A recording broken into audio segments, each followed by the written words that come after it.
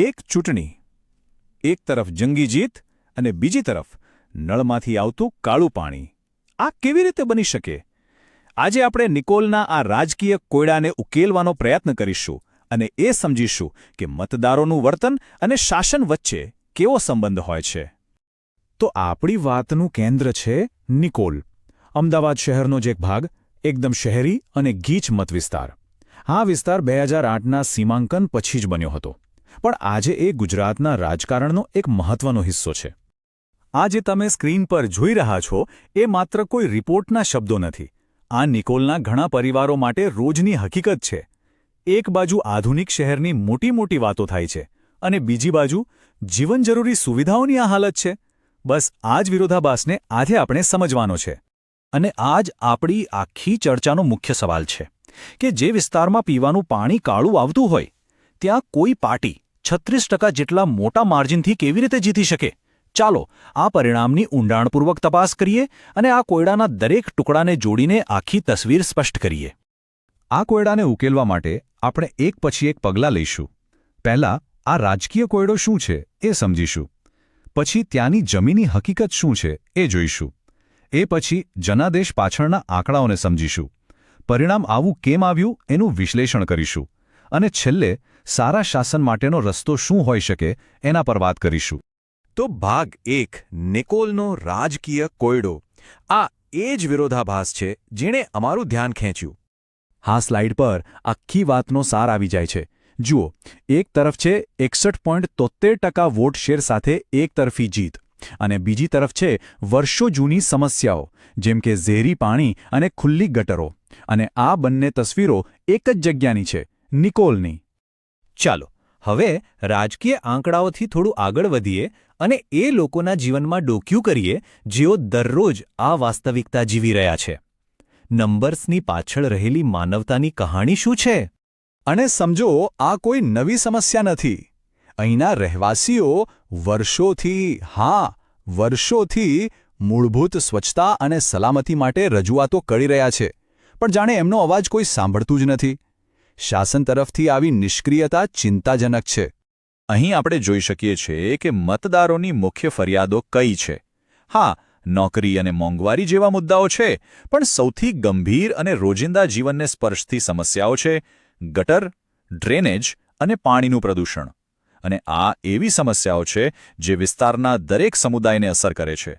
તો પછી સવાલ એ થાય કે આટલી બધી ફરિયાદો પછી પણ ચૂંટણીના દિવસે એવું તો શું થયું?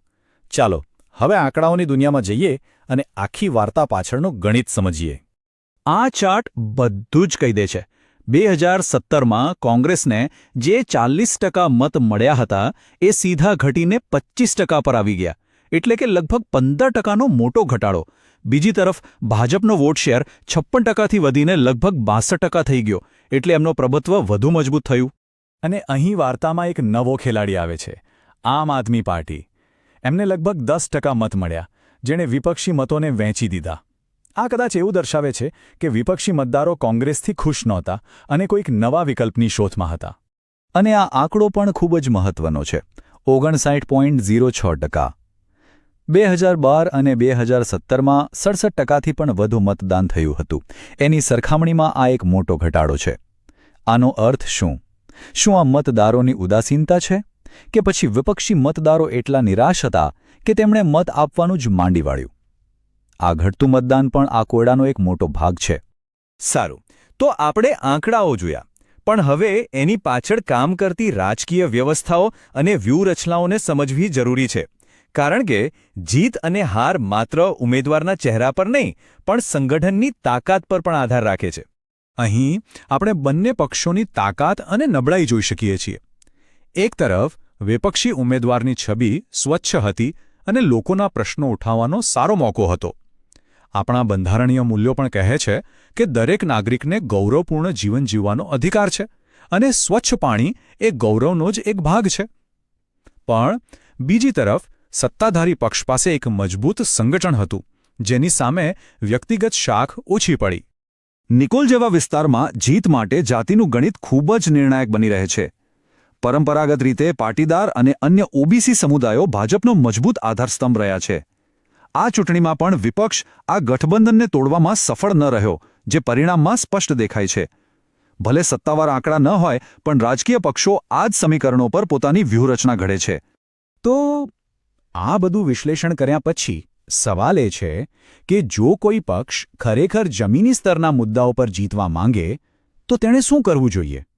ચાલો મતદારો સાથે ફરીથી જોડાણ સ્થાપિત કરવા માટેની એક ડેટા આધારિત બ્લુપ્રિન્ટ પર નજર કરીએ.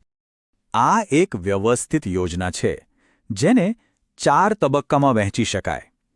કોઈપણ સફળ અભિયાનની શરૂઆત ઊંડાણપૂર્વકના સંશોધનથી થવી જોઈએ. એ પછી લોકો સુધી પહોંચવાનું કામ અને અંતે ચૂંટણીના દિવસે મતદારોને બૂથ સુધી લાવવાની વ્યવસ્થા. દરેક તબક્કો આગામી તબક્કા માટેનો પાયો છે. કોઈ પણ અભિયાનને એક સરળ અને શક્તિશાળી સંદેશની જરૂર હોય છે. એક એવો સંદેશ જે બધી પ્રવૃત્તિઓને એક સૂત્રમાં બાંધે અને લોકો સુધી સીધો પહોંચે. જેમ કે અમે સાંભળીએ છીએ, અમે કામ કરીએ છીએ, વર્તમાન પક્ષ નિષ્ફળ ગયો છે.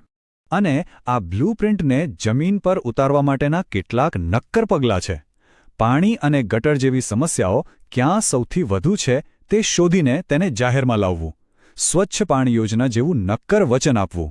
અને હા, જ્યારે લોકોની ફરિયાદોનો ડેટા એકત્ર કરવામાં આવે ત્યારે તેમની ગોપનીયતા અને સંમતિનું સન્માન કરવું ખૂબ જ જરૂરી છે.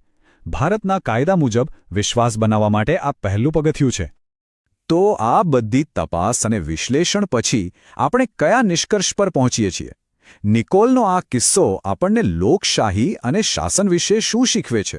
ચાલો અંતિમ તારણો પર એક નજર કરીએ. આ સવાલ માત્ર એક ચૂંટણીનો નથી. આ એક ગંભીર સવાલ છે. જ્યારે એક તરફ જંગી બહુમતી હોય અને બીજી તરફ નબળું શાસન હોય, તો આ બંને વચ્ચેના અંતરની સાચી કિંમત આખરે કોણ ચૂકવે છે? અને આ છે અંતિમ નિષ્કર્ષ. જ્યારે લોકોની સુખાકારી અને ચૂંટણીના પરિણામો અલગ અલગ દિશામાં જવા લાગે, ત્યારે લોકોનો સિસ્ટમ પરથી વિશ્વાસ ઉઠવા માંડે છે. અને આ અંતર ક્યારેય લાંબો સમય ટકી શકતું નથી. આખરે વાસ્તવિકતા ચૂંટણીના ગણિત પર ભારે પડે જ છે. If you want to become a people-centric leader and uplift your constituency, get in touch with blueprintstrategies.ai at mgr@blueprintstrategies.ai or call 080-420-41602. Purpose beyond politics.